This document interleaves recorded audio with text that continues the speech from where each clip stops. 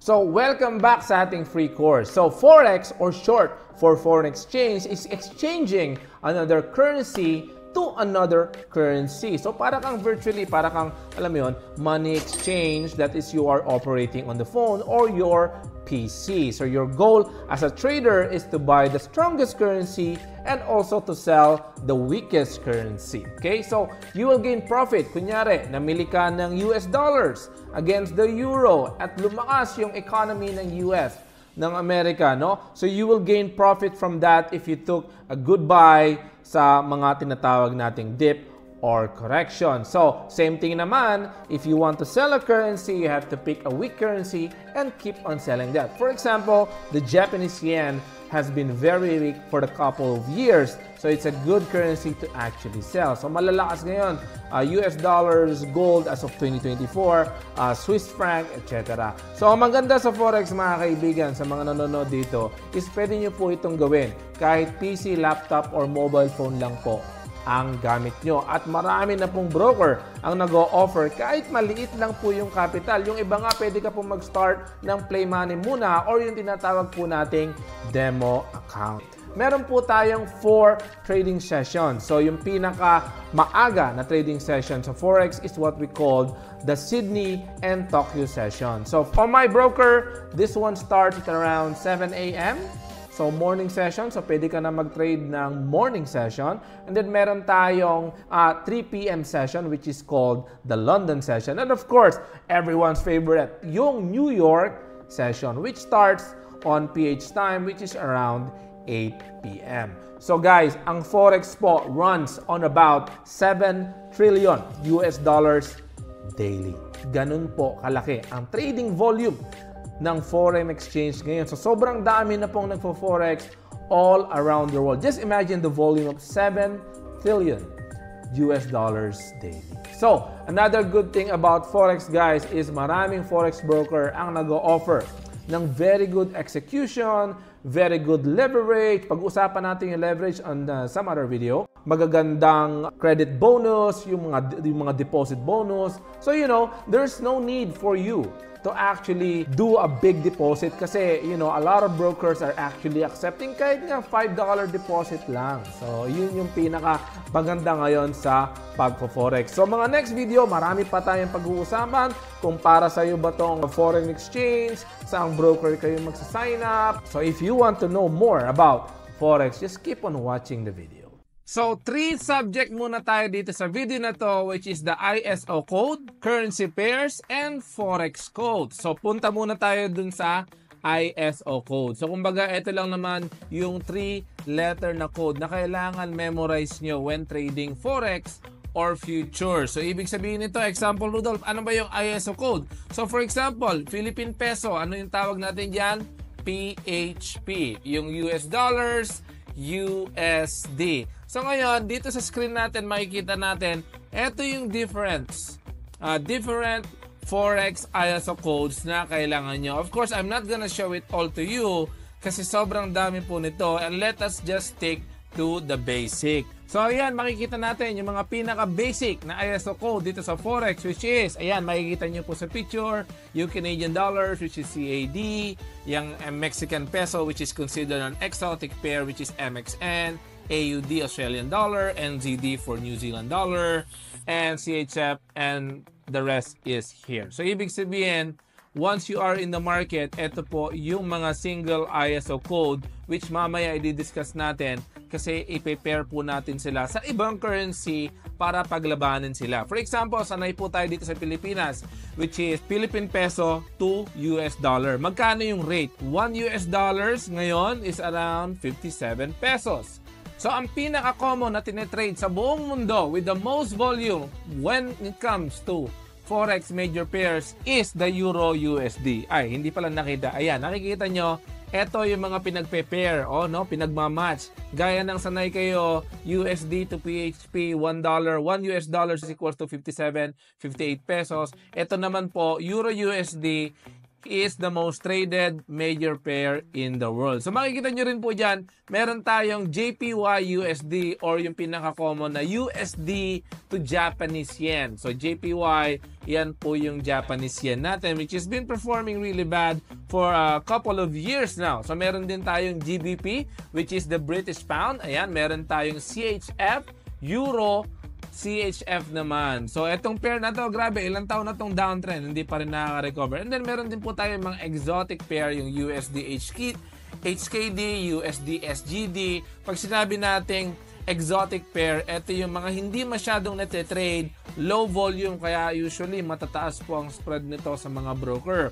Which is yung Euro USD naman, kung ititrade nyo po yan, napakababa lang po spread and commission ng broker dyan kasi nga mataas po ang liquidity ng forex pair na yan dahil yan po ang pinaka most traded pair sa buong mundo. Aside of course sa mga spot metals natin. I personally trade gold, wala po dito yon. Ang pair po ng gold ay tinatawag na XAU USD. Of course, it depends po sa broker nyo yan. Possible sa broker nyo, tinatawag yan na gold lang and that's it. Diba? So, possible meron ding mga suffix yan, XAU USD ...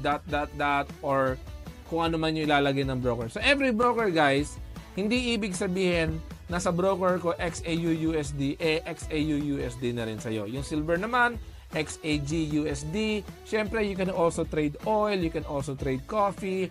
Sobrang daming pwede nyo i-trade sa Forex. But do not worry kasi hindi nyo naman kailangan silang i-trade lahat. You have to pick 1 or 2 or maximum of 3 pairs lang to trade para hindi kayo malito. So, in this course, i-discuss natin bakit hindi nyo kailangan i-trade lahat kahit lahat sila gumagalaw.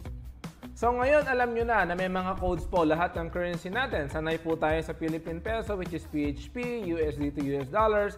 Ngayon pasok naman po tayo sa tinatawag nating Forex code. O ito kailangan kasi importante ito, magte-trade na po kayo magiging trader po kayo, kailangan naiintindihan niyo po ito. So, Forex markets are always quoted in pairs. So, ibig sabihin, ano yung pinaglalaban mong currency, ano yung tinitrade mo? So, ito po, pasok po tayo sa Euro USD, which is the #1 most traded major pair in the world. So, ito, the price of a pair is how much of the quote currency it costs to buy 1 unit of the base currency. When you trade Forex, you're always buying one currency and selling one another. So, ibig sabihin dito, makikita natin, nakalagay po dyan, Euro/USD is equals to 1.35361. So, Rudolph, ano yung ibig sabihin nun? Ibig sabihin po nito is 1 euro is equals to 1 US dollars and 35 cents. Okay? Malinaw po ba? Kasi sa umpisa guys, nung umpisa nalilito ako dito. Bakit may slash, etc. Ibig sabihin, kung ito naman po is GBP USD, no? British Pound, GBP, ibig sabihin nun, 1 British Pound is equals to 1 US dollars and 35 cents. So makikita nyo po itong quote na to live. This one changes every seconds, every tick sa Forex broker nyo. As the market moves, no, this one changes every second. So, ito yung tinitrade natin. So, for example, lumakas ang euro. Nag-buy tayo ng Euro USD. Nag-place tayo ng buy dito sa Euro USD. Ibig sabihin, we are anticipating that the euro will be stronger than the US dollars. So, pag sell naman po ang nilagay natin dito sa pair na to, Euro USD, we are saying to the market that, hey, I think euro will be weaker than the US dollars. Ibig sabihin, when you are selling the base, you are anticipating na hihina yung currency na yon. And when you are buying the base, you are hoping that the value and the strength of that currency actually goes up. Okay? So guys, if medyo malabo pa rin, watch na lang po ulit yung video kasi, you know, for some beginners, this is a little bit overwhelming. Baka malito kayo. Okay? Last example muna tayo. In this screen, makikita natin, ang quote natin is USD JPY. As of today of this recording, ang rate po ng USD JPY is 145. So, ano pong ibig sabihin nun in the real world? 1 US dollars, mapapa-exchange mo siya ng 145 45 yen. So ngayon, pasok naman po tayo sa gold. Gold is currently trading. As of this recording, tingnan natin, 2,507 per ounces. Ibig sabihin, yun po yung price ng gold ngayon. It is now an all-time high dahil sa geopolitical pressure ng mga war natin sa Iran and other tensions around the world. Gold is going up. So it's currently in 2,507 cents per ounces, no? So, ibig sabihin, grabe yung all-time high ngayon. Nobody was expecting that, and most people, or actually economists, are targeting $3,000 by the end of this year. So, titingnan natin. So, with this video, sana natutunan nyo na yung base currency and quote currency at alam nyo na kung paano pong mag-quote. At alam nyo na, pag nagbabay kayo dun sa base currency, you are anticipating the price to actually go up. And if you are selling, then you are anticipating for the price to actually go down. So next video, i-discuss natin yung pips and points at paano nga bang kumikita at ano yung mga lot size natin. Okay? So pag-usapan naman natin ngayon yung pips and points. So ito yung madalas na nakikita nyo sa social media na nakailang pips ka ba? Nakailang points ka? Ano yung lot size na ginamit mo? So ito yung pinaka-basic, no, na pips and points computation. So hindi po lahat ng pips and points sa lahat ng pairs is pareho. So ngayon, i-distinguish natin kung paano ba mag-compute ng pips and points and lot sizes based po sa current equity mo or sa capital mo. Okay? So madalas makikita nyo to, nakailang pips ka ba? Diba? So dito po kayo kikita if the market moves and you get some points. So ibig sabihin, ang goal mo sa market is makakuha ng points sa market multiplied by your lot sizes. So ito lang po yung tatandaan natin. 100 points is equals to 10 pips. 10 pips. Okay? So the more pips that the pair moves, no? For example, nag-buy ka sa Euro USD at umangat ang value ng Euro, no? Umangat yung value ng Euro at naka-buy ka, ibig sabihin, kikita ka po dito. But if you bought the Euro USD and the Euro USD went down, ganun din naman po, mapupunta po kayo sa drawdown or a loss. So, magbibigay po tayo ng example po dito, okay? Example number 1. Dito sa screen nyo, mali pa yung turo ko, okay? So, you bought Euro USD at the price of 1.05000 at in one day, umangat po ang value ng Euro USD to 1.05400. Ibig sabihin, kumita ka po ng 400 points or 40 pips. Ngayon, depende po yung kita nyo in dollars, no? Ang sarap kumita sa Forex in dollars. Based naman po ito sa lot size ng account nyo. So in this example, if you get 400 points or 40 pips at ang lot size nyo po is 0.01, you will estimatedly earn, estimate lang po ito, $4. Siyempre, hindi po yan mag-e-exact na $4 dahil meron po tayong bid price, ask price, and of course, yung spread ng broker. So remember, 'di ba, kung magpapapalit po kayo sa money exchange, no?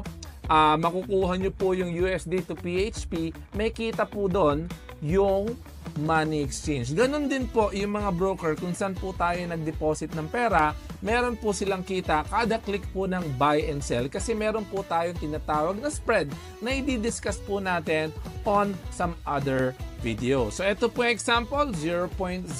Ngayon naman, what if nag 0.01 ka at bumaba naman ng points, no? Yung Euro USD, naka-buy ka, pero bumaba po ang value ng Euro USD by 400 points or 40 pips, you will estimatedly lose $4. So, depende po ito. Kung naka $200 account ka, ang lot size nyo po na gagamitin is 0.01. We are also going to talk about risk management and ano yung proper lot sizes. Depende po sa kapital ng inyong account. Another example, ikaw naman po ay nasa USD CAD or US dollar and Canadian dollars at namili ka sa price ng 1.36. 1.36 naman po, no? Tapos umangat po ang value ng USD CAD to 1.36400. The same thing as Euro USD, you also earn 400 points which is 40 pips. So very similar lang siya sa Euro USD. Ito naman po yung example ng mga yen pairs natin, one of the most volatile pairs sa forex market. For example naman, ikaw naman ay nasa GBP, JPY, which is British Pound versus the Japanese Yen. So for example naman dito, namili ka sa price ng 190.000 at umangat po ang value ng GBP, JPY ng 190.500, you get 500 points or 50 pips. So, ibig sabihin, yung mga decimal points po nito, maaring sa umpisa, malilito po kayo dahil baguhan po kayo. But, kung lagi nyo po itong ginagawa, makakabisado nyo po ito dahil yung mga decimal points po ng every pair, sometimes different po siya.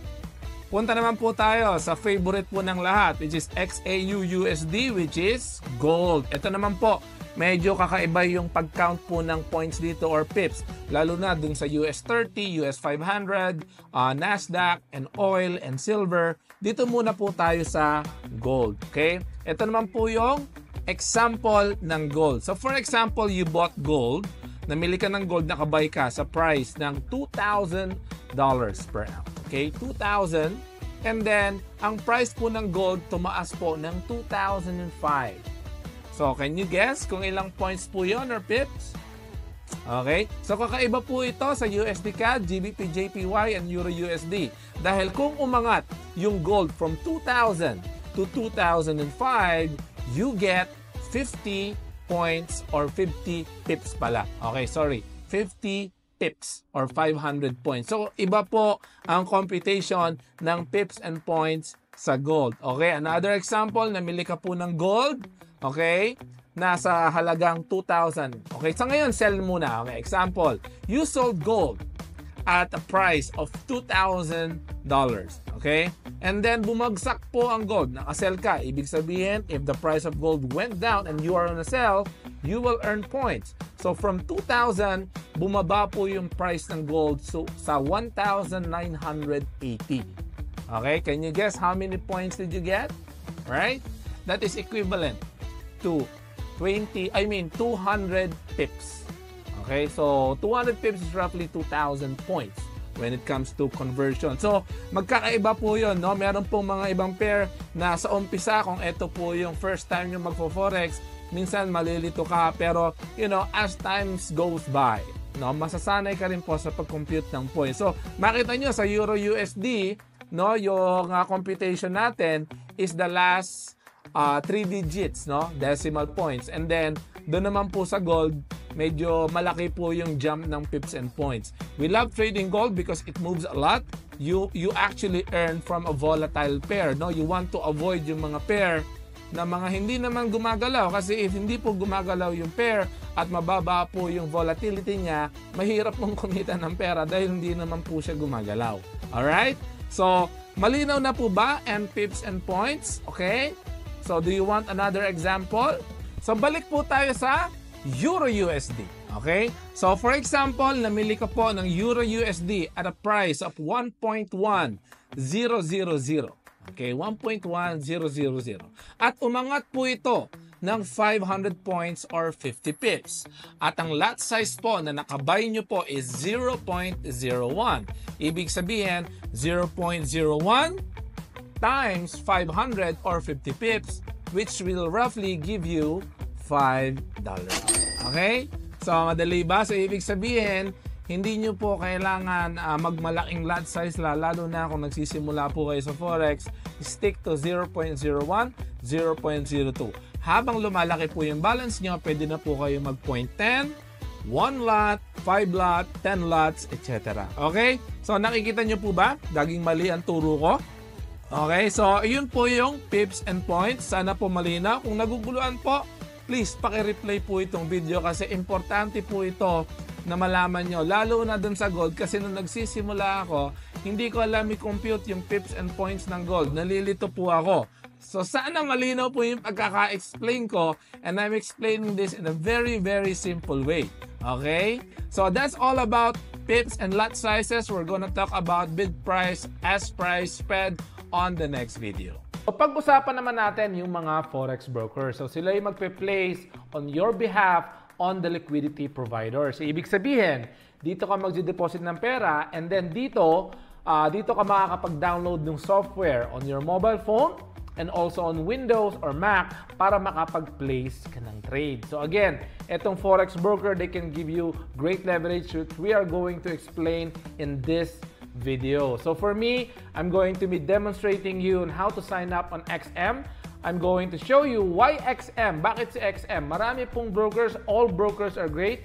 XM has been established in 2009. So ibig sabihin, matagal na po ito. Malaki po yung liquidity nito. Isa na po ito sa institusyon sa forex industry, no? So ibig sabihin, when choosing a broker, wag po kayong sasali dun sa mga bagong bukas lang na broker kasi hindi natin alam dito, nakapag-try na po ako mag-deposit ng malaki at ng maliit at nakapag-withdraw na rin po ako dito nang walang problema. Ibig sabihin, easy deposit, easy withdrawal at maganda yung mga credit bonus. So punta po tayo sa screen. Eto na po, dyan po tayo. Ilalagay ko po yung link below and above this video. And if you use my link and use my partner code which is 2B8GF, okay, kung gagamitin nyo po yung partner code ko, bibigyan ko po kayo ng free access sa aking Telegram kung saan nagbibigay po ako ng free weekly analysis direction. So hindi po signals, So bibigyan ko po kayo ng direction ng market and more forex tips if you sign up using my partner code. When you sign up, hihingan po kayo ng valid ID and proof of address. So fill upan nyo lang po yung form. Don't forget my partner code as a thank you of making this video. So once you sign up, you will check your email for a confirmation. And once you submit your ID and proof of address, wait lang po kayo ng mga 24 hours and your account will be verified.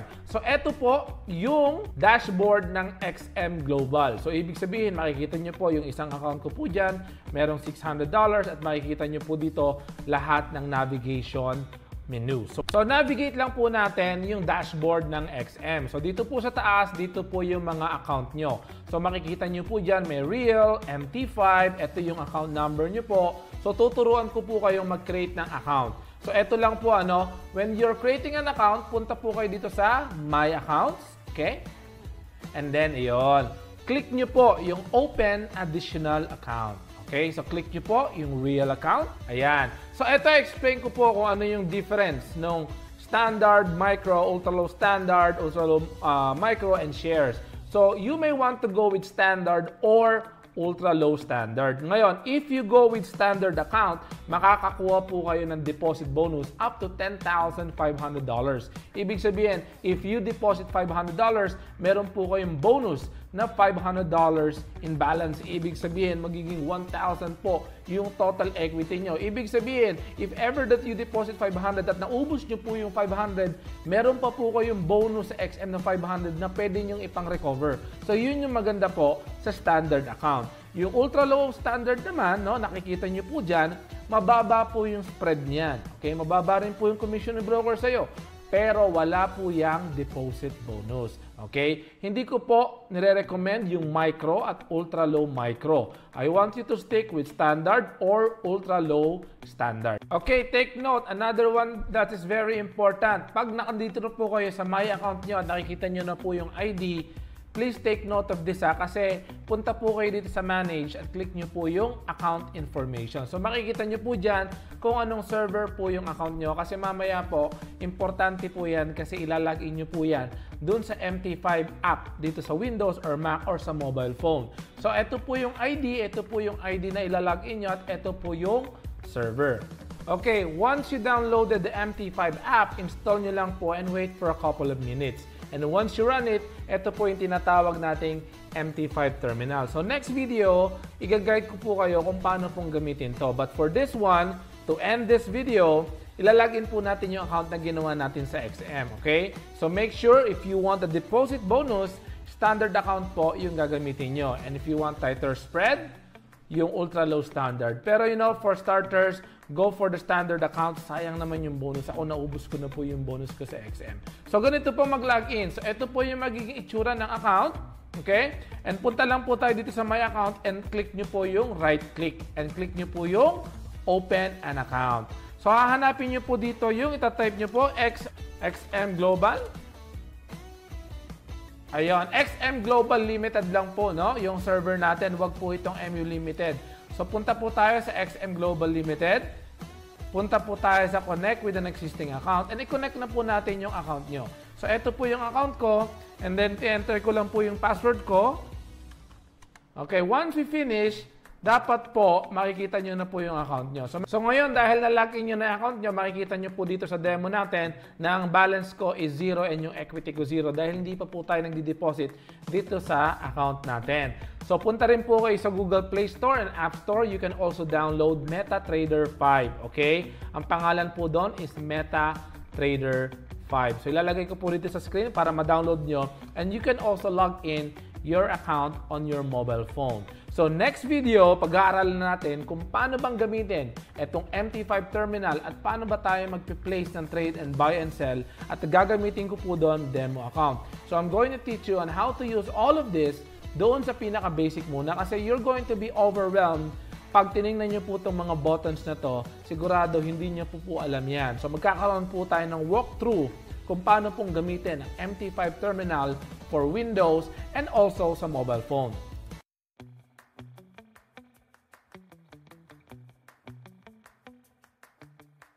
So ngayon punta muna po tayo dito sa MT5 guide. Dahil nakapag-download na po kayo ng MT5 terminal sa PC, i-guide ko naman po kayo kung paano itong gamitin. Navigation muna po tayo and then mamaya yung sa mobile phone. So ito po yung magiging basic na itsura ng MT5 app pag na-download nyo muna po siya sa broker nyo. No? So every broker magpo-provide po yan ng link kung saan nyo po madadownload yung MT5 terminal. So nilagin ko po yung account ko ng XM. Ayan, makikita nyo po XM Global MT5. Nandito po yung account number ko. And then navigation muna po tayo. Etong malaking area na po ito, dito po kayo magte-technical analysis at dito po kayo magba-buy and sell. Okay? So, meron pong tatlong part na importante lang po dito. Ito po yung tinatawag nating Market Watch. Itong nasa left, okay, Market Watch. Ito po, dito po kayo maglalagay ng mga pair. Kung iti-trade nyo po yung USD JPY, Gold, Silver, Bitcoin, at kung ano pa yung gusto nyo. Take note, pag naka-gray po siya, hindi po siya tradable kasi mali po yung symbol. So, i-right click nyo lang po siya and click nyo lang po yung symbols. Okay? And then, makikita nyo po dyan kung ano yung mga pairs na pinoprovide ng broker. So, let's say, gusto ko pong i-trade ng exotic. So, makikita natin, ida-double click ko lang po yung exotic, Euro, DKK, Danish Krone. At lilitaw na po siya dito sa left side. So, dito naman po, always make sure that dito po sa right click, i-right click nyo po ito at ilalagay nyo po yung column at make sure na naka-check yung spread. Okay? Kung makikita nyo po dyan, meron pong spread na column dyan. Ayun, spread. Iyan po yung kita ng broker sa inyo or yung distance. Kung magbabay po kayo, hindi po dun sa exact price na binabay nyo. Kung nagbay po kayo, aangat po yun ng konti. Yun po yung parang sa money exchange, yun yung kita ng broker. So, kung makikita nyo po dyan, this one is displayed in points. So, this 11 is equals to 1.1 pip. Okay? Ibig sabihin, if you buy and then the market moves 1.1 pip above, you're literally break even pa lang. So, you have to make more than 1 pip to make money pag nagtitrade kayo ng Euro USD. So, makikita nyo dyan yung Bitcoin, napakalaki ng spread, no? 7,466. So, malaki po talaga yung spread ng Bitcoin. And makikita nyo sa exotic pair, napakalaki po ng spread, 384. Kasi exotic nga po ito, low liquidity lang po ito. Okay? So, wala po akong kilalang nagtitrade po ng mga exotic pair. Okay? So, again, right-click, symbols. Diyan nyo po makikita yung mga pairs na pwede nyo i-trade. Pwede kayo mag-trade ng mga majors, minors, cryptocurrency, derivative, cash, futures, at kung ano pa yung ino-offer ni broker sa inyo. So, yan po yung Market Watch. Number 2, yung Navigator. So, dito nyo po ilalagay yung account nyo. Pag click nyo po yung, right-click nyo po yung account, pwede nyo na pong i-log in yung account nyo sa MT56. At kung hindi nyo po makita yung server nyo, click nyo lang po yung open an account and then i-type nyo po dito yung company nyo. And then it should appear dito po sa pinaka-baba. Okay? So, yun lang po yung kailangan natin dito, mga indicators. Kung gagamit po kayo ng indicators, tsaka na po natin pag-uusapan yan. And then, yung pinakababa po, ito po yung tinatawag na toolbox. Ito. Yung may balance, equity. Okay? So, kung hindi po nag-a-appear tong tatlo na to, i-click nyo lang po yung view. Nandito po yan. So, Market Watch, ang hotkey niya is Control-M.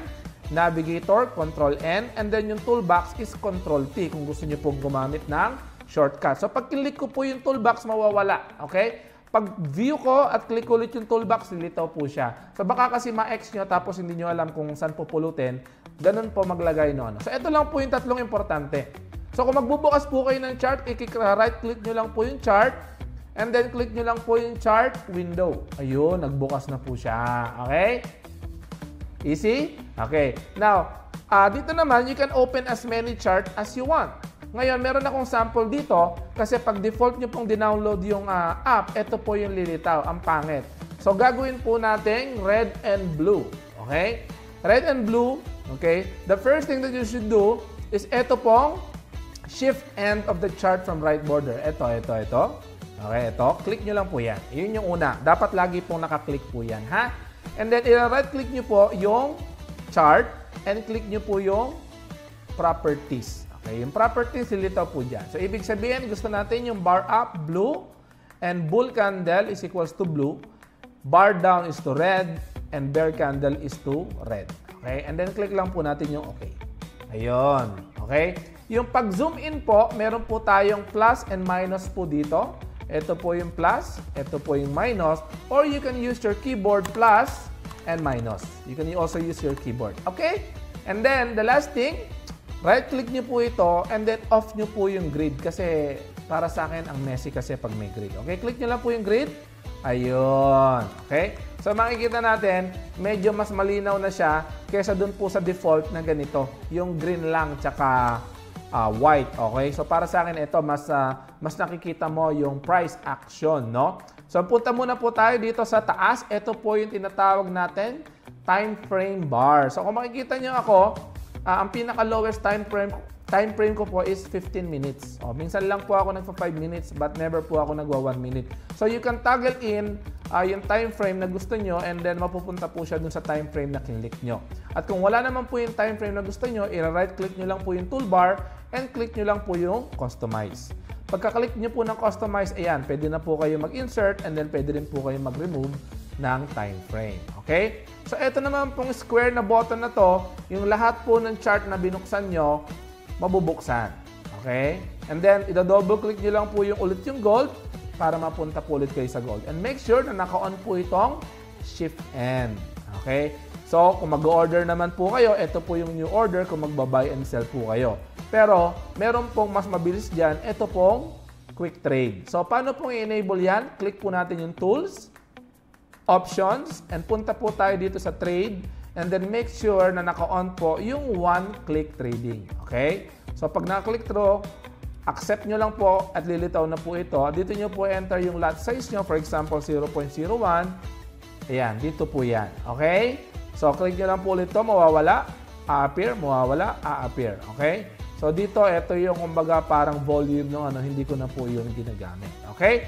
So, yun lang po. Market Watch, Navigator, and Toolbox, and then i-change nyo lang po yung chart nyo sa mas malinis. Ngayon, bahala na kayo kung anong kulay po yung gusto nyo. Okay? So, dito po sa file, punta po tayo sa file.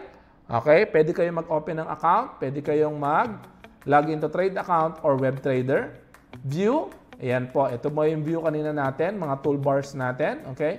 Insert, kung mag-i-insert po kayo ng mga indicator na i-discuss natin sa mga susunod na video kung ano yung mga tamang indicator na gamitin. Okay? So, aside from that, halos wala na siguro. Okay, that's it.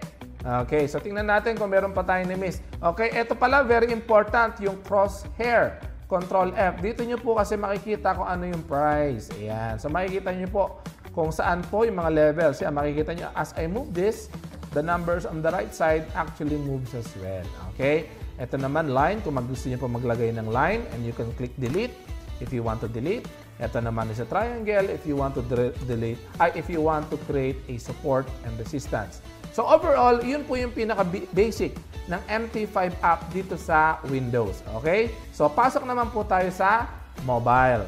So punta muna tayo ngayon dun sa mobile version ng MT5 for Windows. No? So ito naman for your app. So you can download this on your Apple or Google. Ito lang po yung hanapin yung icon. So yon, MetaTrader 5. So punta po tayo sa MetaTrader 5 and then i-guide ko po kayo kung ano po yung mga buttons na yan at paano pong gamitin etong app na to. So, una nating makikita is meron siyang 5 buttons sa pinakababa. Okay, punta po tayo sa settings. At dito po, pag click nyo po itong name ko, dito nyo po ilalog in yung account nyo. Okay, click po natin yan. Kiklik ko po.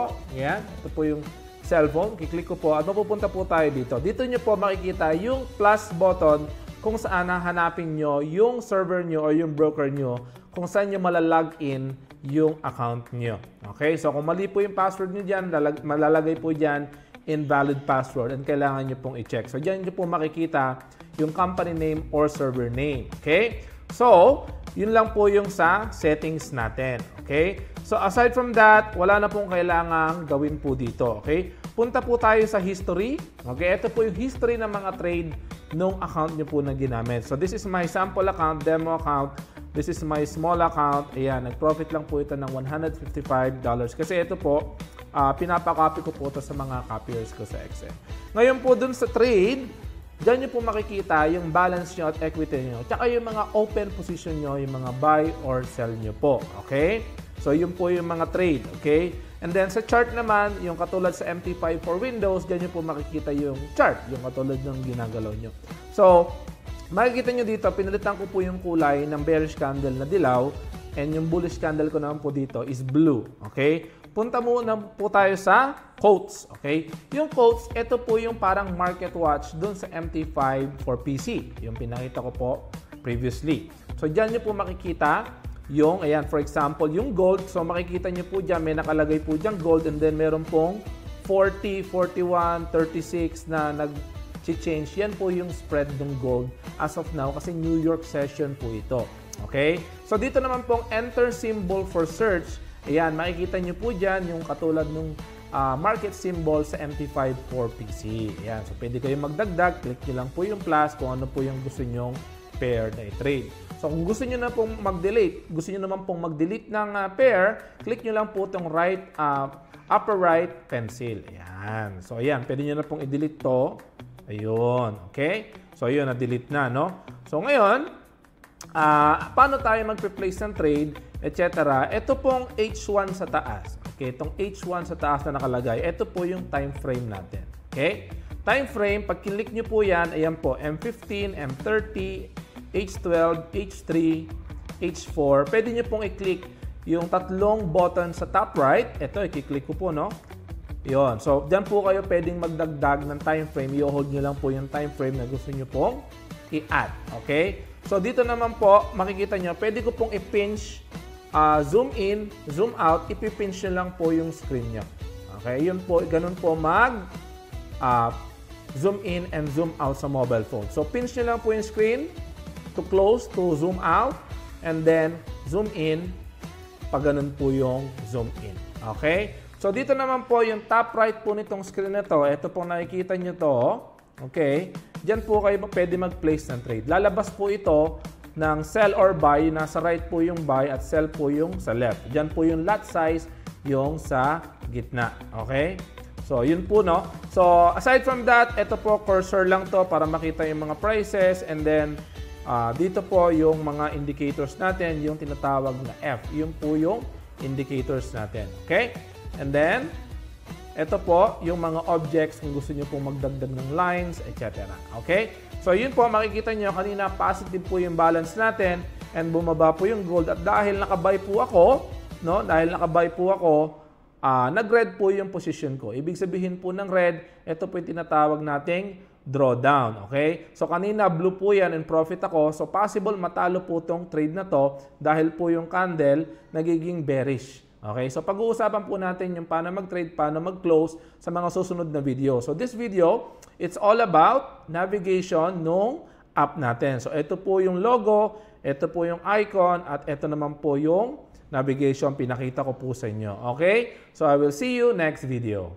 Okay, pasok naman po tayo sa TradingView. So, ito naman po yung website or app na gagamitin nyo sa mobile phone or sa PC or Mac kung saan kayo magte-technical analysis. Dito kayo magdadraw ng chart, support and resistance, trend line. So, punta muna po tayo sa tradingview.com. So, wag po kayo mag-alala kasi meron naman pong free version nito. Okay? So, I'm gonna post my link above or below this video. use that one in case you want to sign up. So, I'm gonna click get started for free here. And ako, naka $599 per year. Kasi marami pong tools yun at mas maraming chart na pwedeng i-add at may mga alerts na magagamit natin. So, very important yung mga alerts, etc. So, para sa akin, sulit na sulit to kung gagawin nyo pong career yung TradingView sa pagtitrade nyo sa Forex, Crypto, Futures, Spot Trading. Para sa akin, napakasulit nitong $599 per year.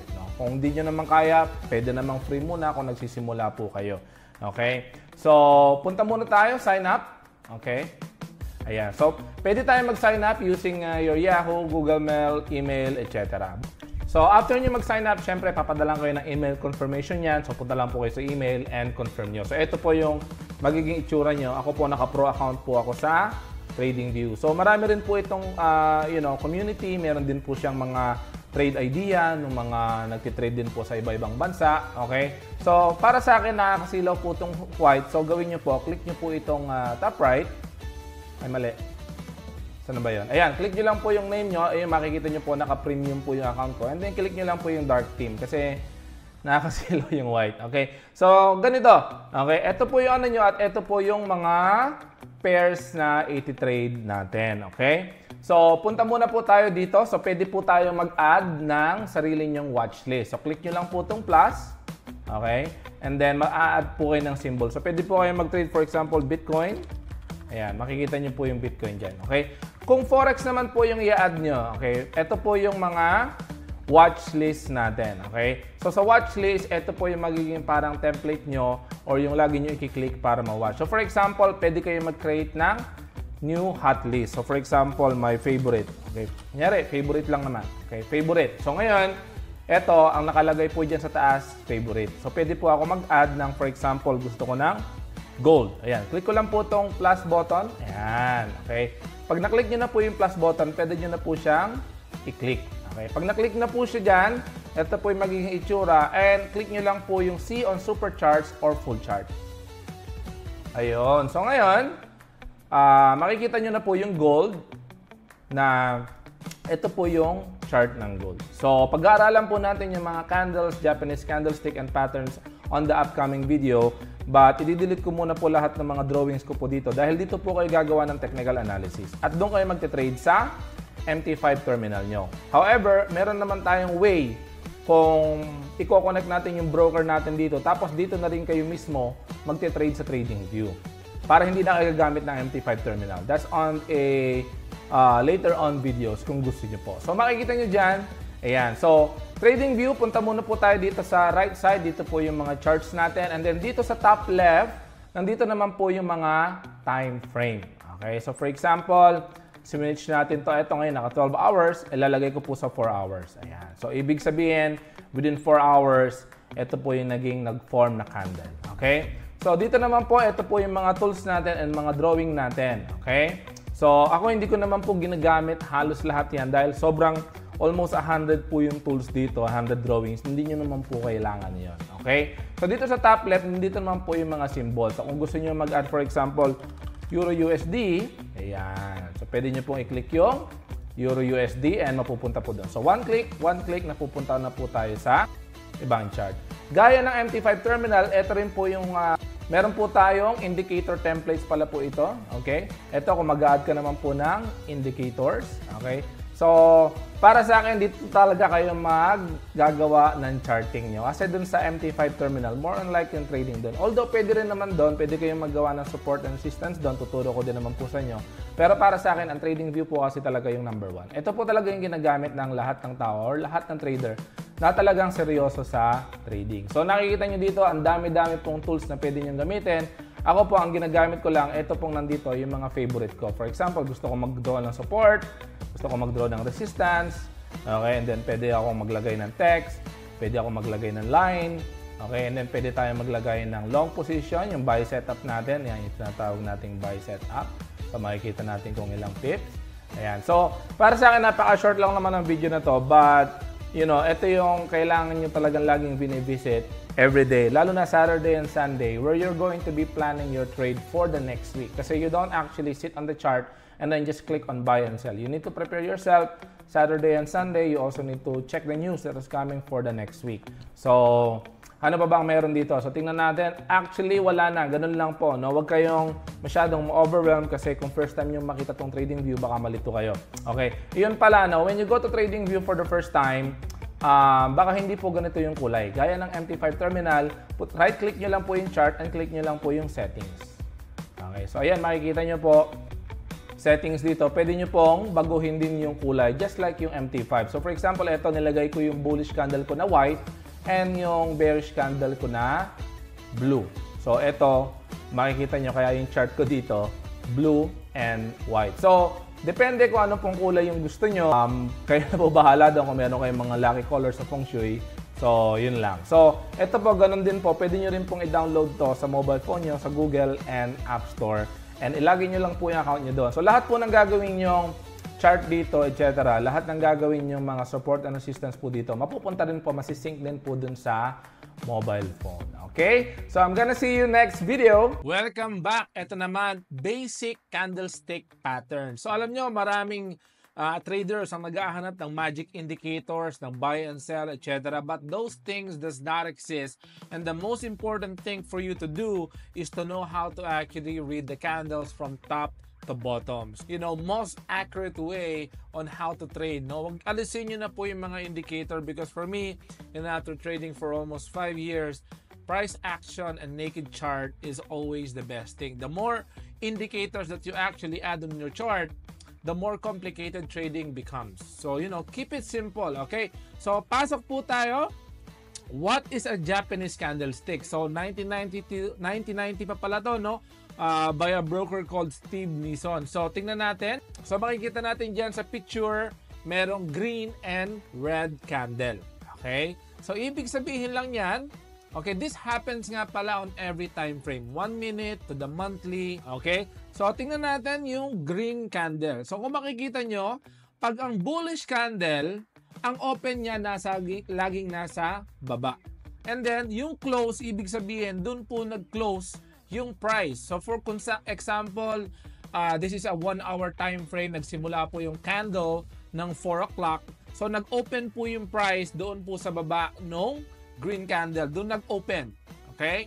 And then, nag-close doon sa taas. Okay? Ibig sabihin, yung mga bulls, na-push niya yung price from the bottom to the top. Okay?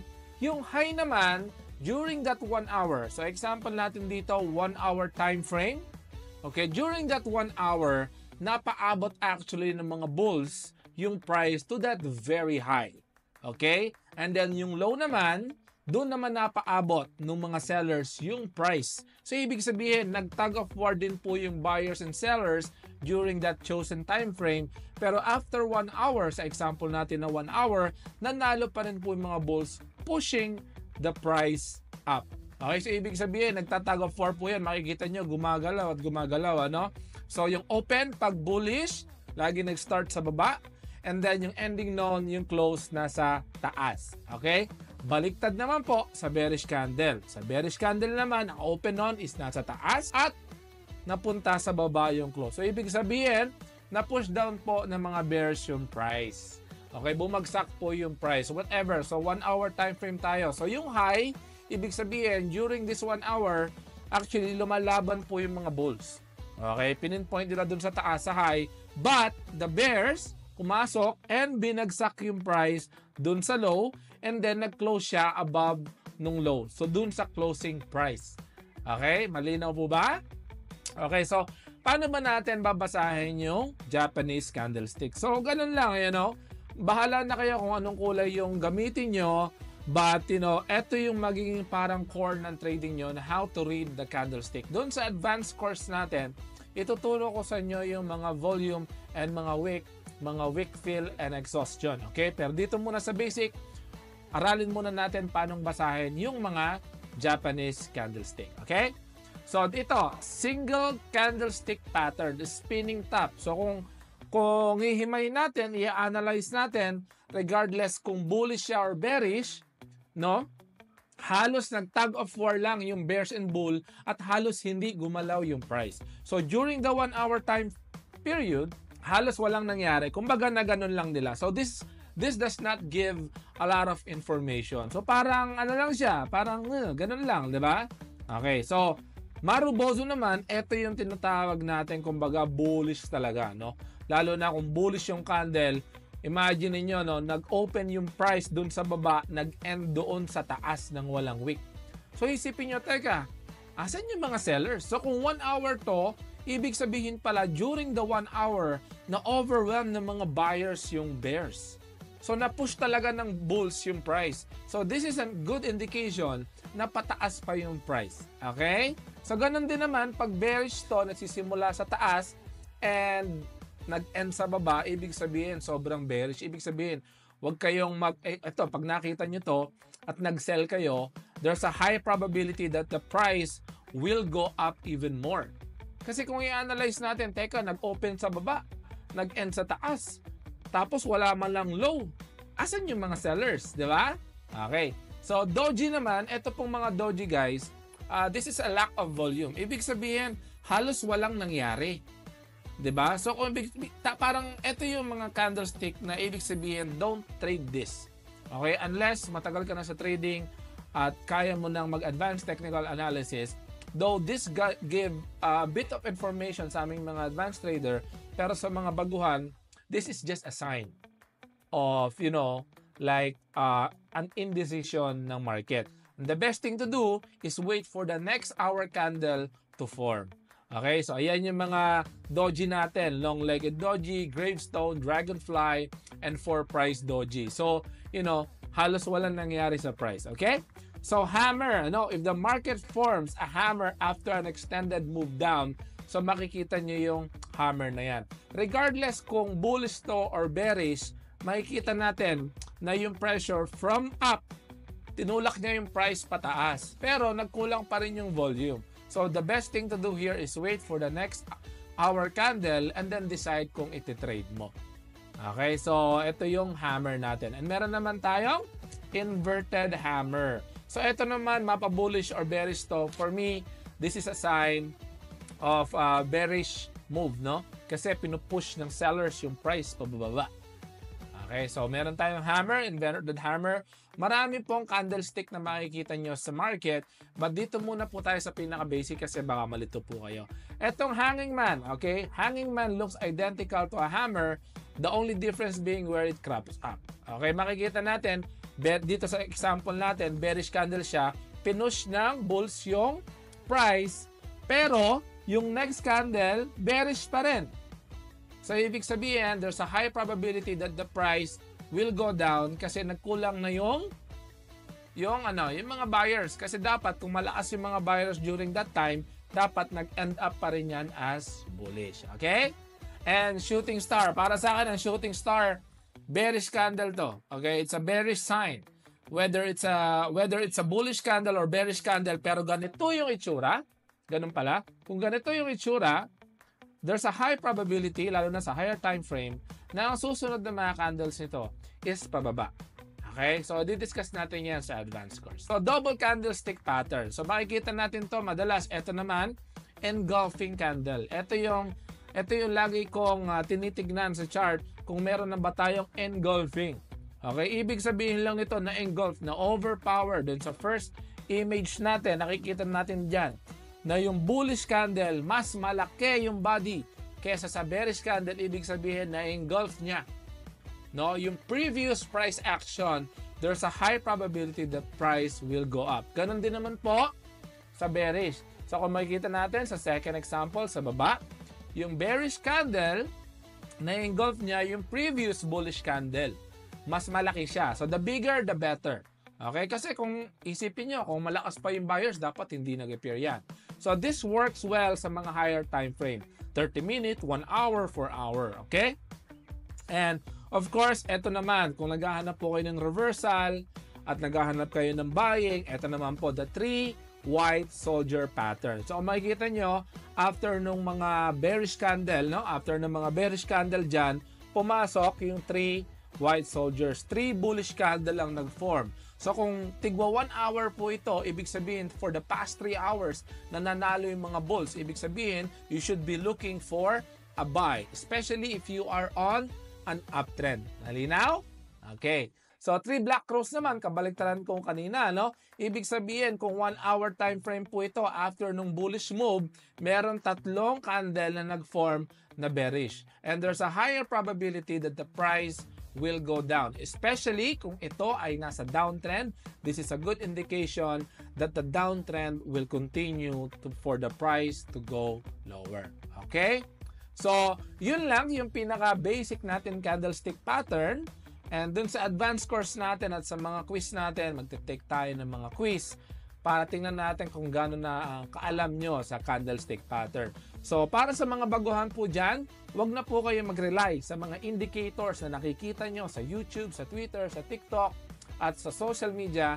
Kasi ang pinaka-importante lang po sa trading is for you to know how to interpret every candle on a trend. So, congratulations! Natapos nyo na po yung basic candlestick patterns. So, punta muna po tayo ngayon sa leverage ng broker nyo and also yung basic common forex terminologies, no? Para at least makabisado nyo itong mga terms na to at maging isang full-time trader na po kayo, okay? So, number 1 that we're gonna talk about is leverage. So, if you remember, gumawa po kayo ng account sa XM Global dito sa guide na to. So, papapiliin po kayo doon kung ano yung leverage nyo. Pwedeng 1:100, 1:200, 1:500. Some brokers even offer 1:2,000. So ano ba yon? Isa tong ratio or collateral na pinapahiram ni broker sa inyo.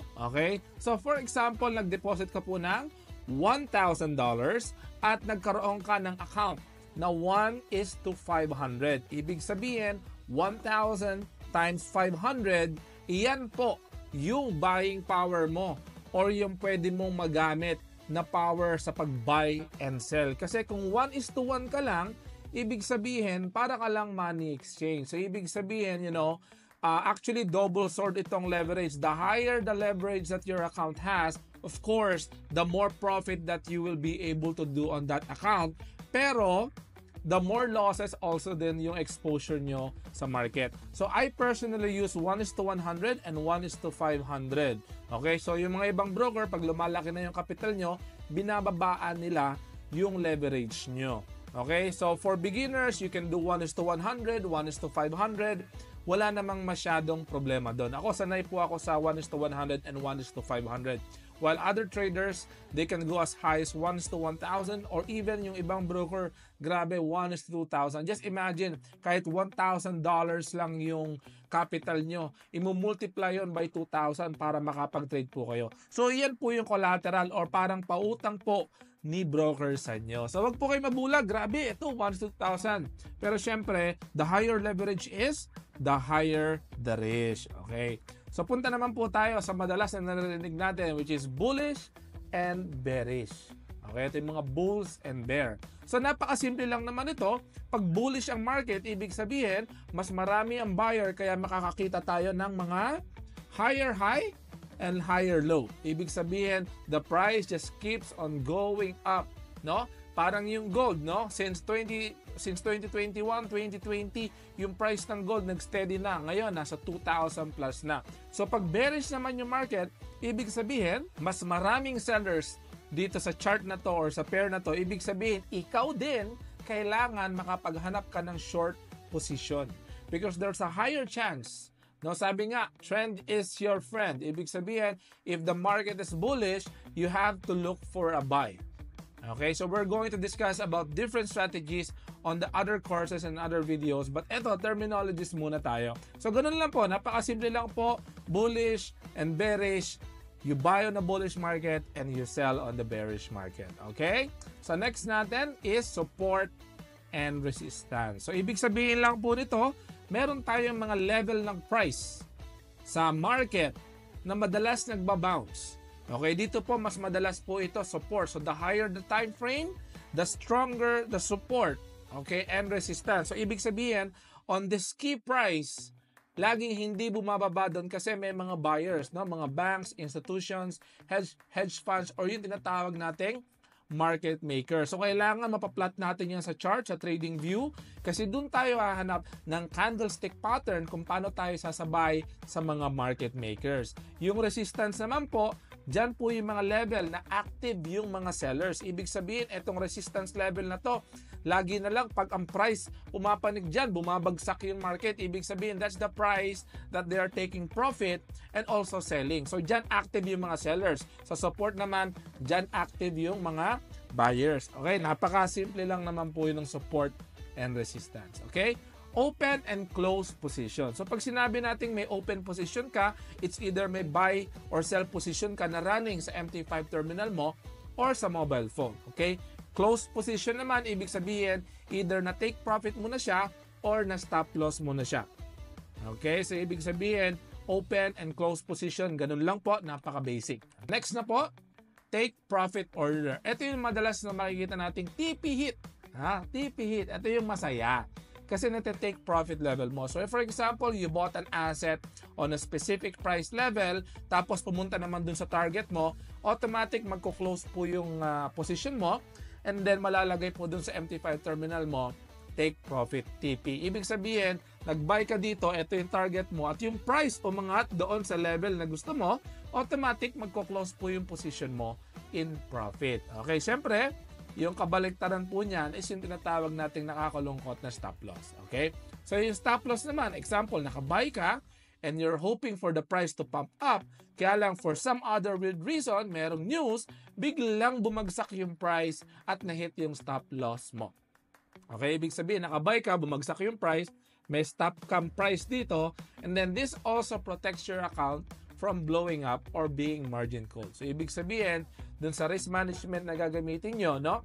If you have a 1% risk management rule and on a $1,000 account, ibig sabihin, $10 po ang risk nyo per trade. So, once that you hit your stop loss, you instantly lose $10 of the $1,000 account. So, napakasimple lang po. Okay? Okay, ito naman yung risk management is very important in Forex. So, para sa mga beginners dyan, use 0.5, 1%, or 2% risk per trade. So, ibig sabihin, if you have a $1,000 account, you're gonna be risking $10 or $20 and trying to aim more than what you're risking. So, we're going to discuss about risk management on other video. So, ito lang, sample lang. Kung nag-risk ka ng $20, dapat ang take profit mo at least $20 then or $30.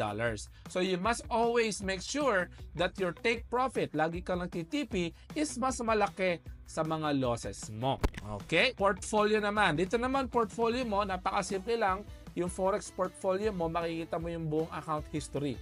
Okay? Doon makikita kung ano yung mga tinetrade mo. Actually, this is a very big topic in general kasi pwede ka rin naman mag-trade ng spot and futures and crypto. So, pwedeng ikaw as a trader, pwede kang maraming i-trade. Okay? Ito naman yung ayaw nating mangyayari sa account natin.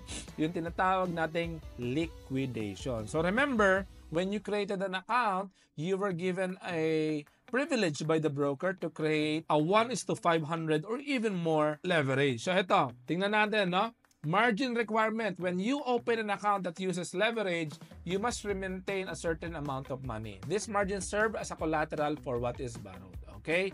So, ang ayaw natin is yung margin call. Ibig sabihin, meron kang matatanggap na email sa email mo from the broker that you are almost you're almost empty, you're almost zero, mamumula po yung MT5 terminal nyo, and you must add more money kasi yung pinapautang pong leverage ni broker sa inyo, nauubos na. Remember, pinaloan po kayo ng broker kung nag-choose po kayo ng 1:500 at habang bumababa po yung balance nyo at yung open position nyo, nandun pa rin.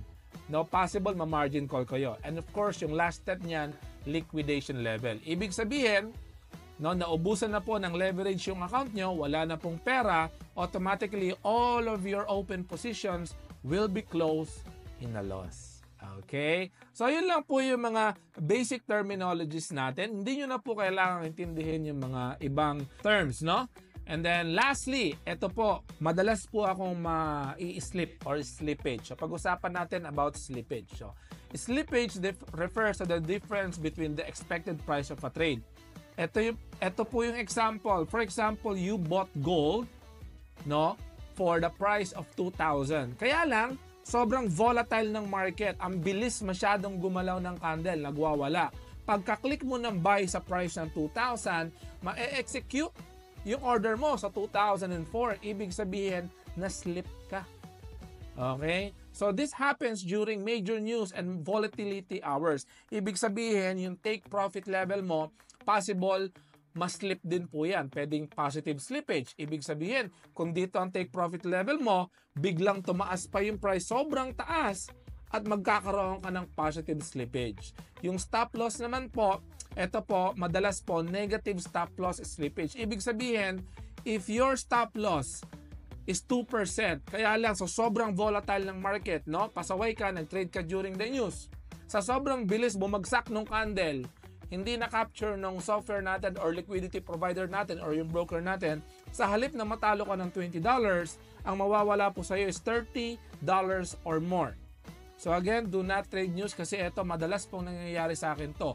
Kahit ilagay nyo po sa break-even yung stop loss nyo or profit in stop loss nyo, may slippage po kayo. Lahat po ng broker may ganito, walang exemption. So this happens during high impact news. Or yung mga market open. Pagkaka-market lang ng open, possible mas slippage kayo. Kahit malayo ang stop loss nyo, possible tamaan yan.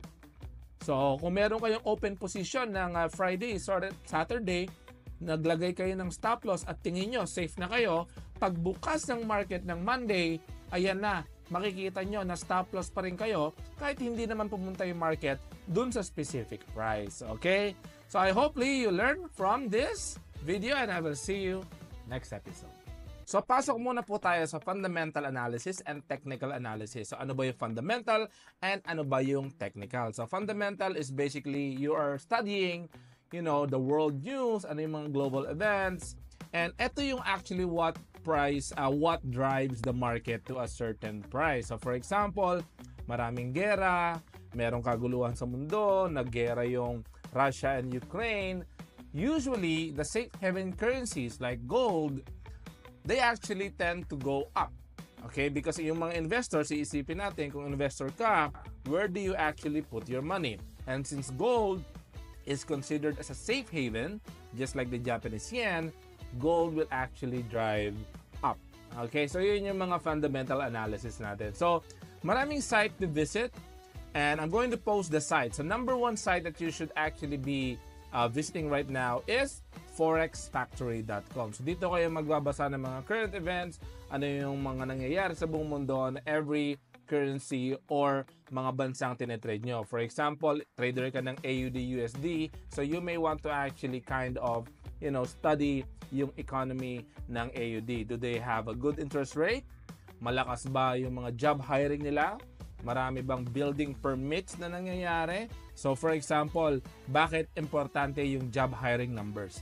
So basically, if yung job hiring is mataas, ibig sabihin yung mga company, they are growing. Ibig sabihin the economy of the country is also growing. Okay? Very simple. So hindi po ako economist. Very basic lang po yung tinitingnan ko sa fundamental, but it drives. So for example, balik po tayo ng COVID 2020, no? So ano po ang nangyari sa price ng oil? Price of oil went down to -0 per barrel. Okay? Naisip niyo. So hindi pa ako masyadong nagfo-forex no, nagsisimula pa lang ako, but marami pong naging milyonaryo during that year kasi yung mga professional trader, they know that if everybody is on lockdown, therefore yung transportation will also die down. And that will actually drive the supply of oil to zero. Kasi wala naman nagta-travel, walang nagde-demand, so ibig sabihin yung price ng oil bumaba po. So if you're buying oil during the COVID season, then definitely you're gonna be losing money. So yan yung mga iniisip natin. If you're an investor, saan ka ba mag-i-invest? Anong currency? Kasi you keep on buying currency that has a better return for your money. Okay? So just like when the Japanese yen nag-crash, ibig sabihin all-time low. Okay? Pumanik po ng 162 yung dollar. USD to JPY, $1 is equals to 162 yen. Ibig sabihin, bakit ba nangyari yon, Rudolph? This is because of the interest rate naman. Yung interest rate ng Japan, negative 10%. So anong ibig sabihin nun? Ibig sabihin, if you put your money on any bank in Japan, you will instantly lose negative 10%. Nakita nyo? So dito, nag-o-offer ng interest rate yung Pilipinas ng, I don't know, positive interest rate. Pero yung US, they actually went up to 5% per annum. So ibig sabihin, kung ikaw investor ka, saan mo ilalagay yung pera mo? Sa US dollar ba or Japanese yen? So where do you actually put your money? So basically, you put your money on the US dollar. So ganun lang po yung fundamental natin. And then yung sa technical, dyan po natin makikita kung mga yung saan tayo possible bumili for a better price. So especially if you're an investor, you want a discount, you want a better price. You don't want to actually buy on the top. So technical analysis is the study of price movement based on history. So ito yung mga site na kailangan mong i-visit. Yung na-mention ko kanina, forexfactory.com. Number 2 is myfxbook.com. And number 3, fxstreet.com. Of course, hindi po natin papahabain itong video kasi marami pa tayong mga pag-uusapan, no? Just like yung mga advanced na COT data, kung saan nakikita natin yung mga positions ng mga big hedge funds, kung saan sila naglalagay, kung nag-short pa sila or nag-a-add sila ng mga long. But this video is intended to actually open up your mind that fundamentals will drive the price on a direction. Yung technical naman po, dyan nyo po gagamitin sa chart. Yan po yung pagpa-plot nyo po ng mga indicators, mga support and resistance, and of course, analyzing yung mga chart patterns na i-discuss din natin dito sa course natin. So chart patterns, they keep on repeating all over and all over and all over again. Okay? Kasi yung mga chart patterns natin, pare-pares lang yan on every chart. It happens on every chart. Nagkakatalo lang yan kung gaano ka ba ka-patient or gaano ba ka-keen yung eye mo to spot on this chart pattern. So if you have the capacity to memorize yung mga chart patterns natin, you will have a slight advantage on trading any market. Okay? So yun lang po, no? So punta muna po tayo sa technical analysis, punta po tayo sa trading view. So dito sa trading view sa gold, makikita natin that in chart, kung titingnan po natin muna yung weekly, no? Tingnan natin yung weekly, we can see that every week, the price of gold just keeps on pumping up. Okay, so pasok tayo sa technical analysis, punta naman po tayo sa daily. So makikita natin sa daily that the gold is actually trending up. So ano yung plan natin for the gold? So we can I actually use a lot of triangles, rectangle pala, on my technical analysis just to find, a valid support and resistance. So valid support, na-discuss natin, a support is an area where buyers are most active, and resistance naman is an area where sellers are most active. So maraming sellers. So titingnan natin dito sa chart na to, guys. Saan nyo ba nakikita ang maraming buyers? Saan nag-pump yung price? So ibig sabihin, we can actually draw a support over here. Ibig sabihin, dito sa price na to, 2,470, merong mga hedge funds and big players, market makers na bumili ng gold on this price, making, the gold push higher. Okay? Also, we can also see that the gold actually pump over here. And titingnan natin kung sa daily, ano yung malalakas na support. So makikita natin sa daily, lagi nyo tatandaan, the higher the time frame, the stronger the support and resistance. So ibig sabihin, makikita natin dito, yung gold, no? They tried to break below 2279, 2280, pero hindi. Pumasok po yung mga buyers here, pump the price up. Now, bakit siya bumagsak? They took profit. They wanna buy again on that price, and then they take profit. They wanna buy again on that price, and then like that. Okay? Then push up. Then, they wait for a discount, and they buy again at this price. Makikita natin, at this price of 2,350, nag-pump ulit yung gold. It went down in the same area, and pump again. So these are the areas sa technical analysis na hahanapin mo kung saan ka possible mag-enter. Ano yung mga candlestick pattern, yung mga diniscuss ko sa inyo, yung mga bullish engulfing, yung mga 3 white cross, yun po yung hahanapin nyo for confirmation before entering a trade. So makikita natin sa 4 hours, makikita natin dito dito nag-pump yung gold. And saan naman nag-push down is this area. So if you want to short gold, dito ka po maghahanap ng confirmation o candlestick formation, yung mga candlestick, yung mga bearish engulfing natin to possibly sell gold. At saan ka naman bibili? Of course, saan ba nagpakita ng interest yung mga buyers? Dito sa area na to. So again, I'm not gonna go exactly super deep in this one because this is just an opener kung ano ba yung technical and what drives the market higher and lower. So if there are more buyers on the market, very attractive yung pair, malakas yung currency, the price of that currency will keep on going up. Okay? So yun lang po yung sa video na to. And congratulations for learning the basic of fundamental and technical analysis. Ito na yata yung isa sa pinaka-importanting topic when trading Forex, yung risk management. So according to data, 70 or 80% of traders are losing traders. This is around the world. These are on surveys, the research ko sa mga site, and this is because of improper risk management. So in this video, we're gonna talk about 7 risk management tips to avoid getting into big losses. Okay, number 1, the first thing that you should do after placing a trade, ang pinaka-importante, pinaka-una nyong gagawin is to set your stop loss. Saang price nyo gustong mag-close yung trade nyo in a loss to protect your account. So I've read somewhere and I watched training videos as well, and ang sabi doon ng isang pinaka-elite trader sa buong mundo is the best offense in trading is actually defense. Because if you can keep your capital, hindi ito nasusunog, hindi ito na margin call, you can continue growing your account and compound it for the next couple of years. Remember guys, ang Forex po, it's a marathon, no? It's never a sprint. Yung ginawa kong challenge na yon, I was able to do it and I was using a larger risk per trade. No, I was using 5% risk per trade, which I don't recommend to newbie traders kasi masisira po yung psychology nyo at baka hindi pa kayo sanay sa mga ganong types of losses. So number 1, the first thing that you should do, always remember, pagka-click nyo ng buy or sell, asan yung stop loss nyo. Or mas maganda dito, before kayo mag-place ng trade, alam nyo na yung zone and price kung saan mag-i-stop yung position nyo, saan magko-close to in a very small loss. For beginners, you risk 1% or 2% of your account. Ibig sabihin, if you have a $1,000 account, kada trade mo, you're only risking $10. And if you follow that strict rule, it will take, how many trades before po masunog yung account nyo. So for example, natalo kayo ng 10 trades, $900 na lang. Ang next trade mo, ang risk mo, $9 na lang. Okay, so ito yung pinaka-importante. First thing, before you place a trade or even before you place a trade, alam nyo na kung saan yung stop loss. Better recommended above the candlestick or above a certain zone.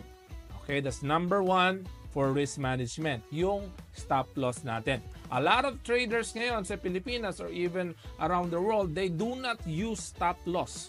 So ngayon makikita nyo doon sa account na pinakita ko doon sa 30K to $200,000 to $300,000, marami kayong makikitang pula dyan at wala kayong makikitang sobrang laking loss. Bakit? Kasi ang liit po ng stop loss ko, 10 pips, 20 pips, 30 pips lang po yung stop loss ko at hindi ko po to ina-adjust. That's it. If I lose, I will try to find another candle to actually enter. That's number 1. Okay? Number 2, cutting your losses earlier. Okay? So for example lang naman, you are on a buy and then immediately, the price is going down, moving to your stop loss. Okay? And you identify that, wait a minute, bumili pala ako sa downtrend. Ano ang probability na mai-hit yung stop loss ko?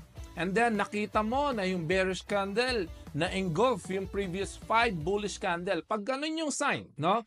Nakabuy kayo, at tapos merong isang malaking bearish candle, 30-minute, 1-hour, 4-hour candle na nag-form na mas malaki yung candle na yon, yung bearish candle na yon sa mga bullish candle, kesa hintayin mong pumunta sa stop loss yung price, better close the trade. Isa yon, okay? It's minimizing. So instead of losing $10 dun sa $1,000 account mo, you were able only to lose $5.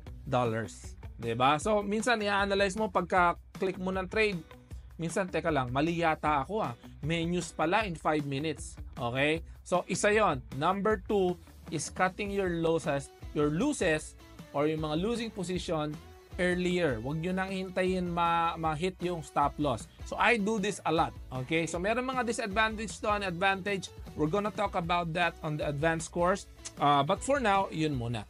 Number 3, proper lot sizes. Okay, proper lot sizes for beginners, 0.5%, 1%, 2% risk per trade. So, ibig sabihin, kung account size mo is $200, ang lot size mo is 0.01.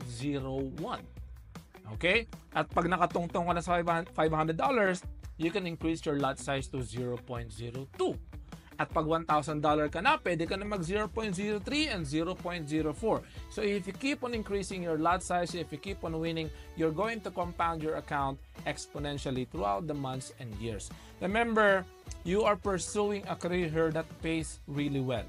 And you know, it will take months and years to actually master Forex. And for me, siguro another 5 more years and until lifetime to kasi, you know, once you begin trading and once you become serious in trading, there's no stopping that. Okay? Number 4, closing your opening positions before the market closes. Ito yung tipo, nag-trade ka ng Thursday and Friday, and then your position is actually doing good. You know, it's doing good, but then it retraces back, and then malapit na ulit sa entry size mo. Doon sa entry level mo. Mas maganda i-close nyo na po yung position nyo. Bakit? Meron po kasi tayong tinatawag na slippage na na-discuss natin previous video. When the market opens on Monday, possible mag-spike down yung prices and candles at baka tamaan yung stop loss mo. This happened to me dozens of times already. This is why hindi na ako nag-leave ng positions open before the market closes unless sobrang laki na ng tinakbo ng position mo. Yung tipong, you know, 200 pips na yung tinakbo ng winning position mo, then you can put your SL to break even. Pero kunyari, malapit lang, 20 pips, 30 pips lang, Saturday na, malapit na mag-close yung market, close your trade. And this will also help your psychology dahil wala ka nang iisipin sa Monday habang natutulog ka. No, habang natutulog ka is, ma-slip kaya yung position ko? Tamaan kaya yung stop loss ko? So ngayon, sinasabi ko na sa inyo para ma-prevent yung problem na yon. Okay? Number 5, not trading news. So sa previous video natin, pinakita ko sa inyo yung mga site na kailangan nyo i-visit to actually see what is the upcoming news for the upcoming week. Okay, so Saturday and Sunday is the planning day. So ibig sabihin, if you're going to trade, you know, gold on Monday, tapos may heavy news, you know, may heavy news coming in about 1 hour, better wait for the news to actually settle out, mag-calm down muna yung market because mostly that is when the market makers manipulate the market and prices going up and down to hit everyone's stop loss. Ibig sabihin, both buyers and sellers will hit their stop loss before the market moves. Okay? So ibig sabihin, number 5, do not trade news. Do not actually have an open position before news. I've lost a lot of money on this. Naging greedy ako. Okay, malaki na yung floating profits and I was aiming for more. Ang nangyari, na-slip pa, natalo pa. Okay? Number 6, adjusting your stop loss. Ito, nakakatawa. Marami ako nakikitang trader na ganito, no? Magse-set ng stop loss, tapos pag malapit nang ma-hit yung stop loss, ang malupit, i-adjust niya pababa kung nakabuy siya. Okay? At habang bumaba pa ang malupit, ina-adjust niya pa ulit kasi ayaw niyang matalo yung trade niya. This will bloat your losses. This will bloat your losses. Lalaki ng lalaking loss nyo. Okay? Masisira yung psychology nyo and you will not be able to make good decision on your next trade. Number 7, eto, sakit to. Sakit to ng mga baguhan. Dati ginagawa ko to. Number 7, adding to losing position. Eto yung tipo na nag-buy ka, so bumababa yung price, nagba-buy ka ulit, tapos bumababa yung price, so nagba-buy ka ulit. You know, nagko-cost average ka, nagiging martingale ka na. So habang bumababa, buy ka ng buy, hoping that the price would actually go up. I've lost a lot of money on this during my early years. So never add to losing positions, but add to winning position. So adding to winning position is a bit more advanced. We're gonna talk about that on an advanced course kung paano yung proper way to actually maximize the move, lalo na pag mayroong malaking move na mangyayari during Thursday and Friday, no, during heavy volume day. How do you actually add to winning position? kabaliktaran to, ang mga beginners, ang mga newbies na walang guidance, they just keep on adding, pataas ng pataas yung price, sell sila ng sell, sell sila ng sell, and thinking that the price is already too high and it must come up. Ito yung iniisip nila that, ang taas na masyado ng gold, it must come down. Ayaw bumaba eh. The banks are buying, ikaw naman kabaliktaran. You're selling. Okay? So these are the 7 risk management tools and tips for beginners. But actually, kahit yung ibang advanced, nakakalimutan to. Ako, never ko na pong nakalimutan maglagay ng stop loss. Sometimes yung news, I'm getting caught off guard. Merong mga news akong event na nami-miss. Okay? Proper lot size. Doon sa challenge account ko, I use like a really huge lot size. I was using 5% risk per trade because that is a challenge account for me. So again, if you like this video, click like, share, and subscribe, and hopefully I can see you on my advanced course. There are 5 types of traders sa Forex or crypto. So ngayon pag-usapan natin which one actually, fits your personality or your schedule. So, ang thinking ng karamihan kasi pag nag-forex ka or nagtitrading ka, buong araw kang nakatutok sa chart, which is absolutely not true. You can take 1 or 2 trades per day. Pwede ka lang mag-trade ng New York session or London session and call it a day. So, in this video, here are 5 types of traders at tingnan natin kung saan ka papasok. Okay? Number 1, scalper. So, ibig sabihin, scalper, you're scalping the movement, a small movement in the market that gets, 10 pips, 15 pips, 20 pips. So, really fast action.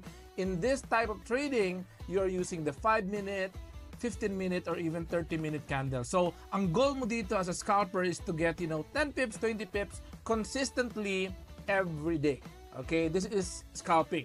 So, ang risk to reward ratio mo dito is 1:1, 1:2, and that's it. So, really fast. Dapat dito, mabilis yung assessment mo, mabilis yung mouse mo pag close and trade, and also mabilis mong maihip yung TP mo. So, usually, a scalper, they take a lot of trades per day. Ito yung mga talagang addict sa trading, nakatutok sa screen.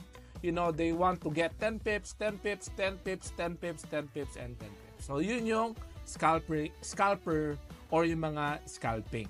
Okay? So, that's number 1.